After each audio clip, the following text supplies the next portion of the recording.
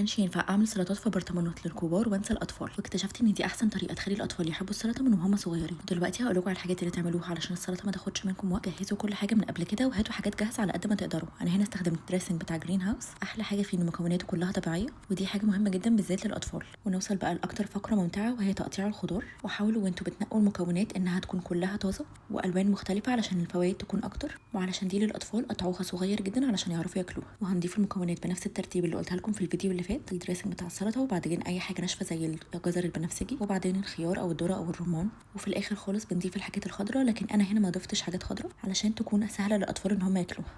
خطوه مهمه جدا عشان نخلي الاطفال يحبوا الاكل الصحي ويتعودوا عليه من هم صغيرين، انهم يشوفونا واحنا بناكل الاكل ده، فطبيعي هيكونوا عايزين يقلدونا وياكلوا زينا. فنستغل الفرصه دي وناكل احنا اكل صحي ونعمل لهم اكل صحي معانا، ونضمن انهم بياخدوا كل الفيتامينز والمعادن اللي جسمهم محتاجها في اليوم. جربوها، قولوا لي رايكم، وقولوا لي عايزين سلطات ايه تاني في برطمانات، وبالهنا والشفا.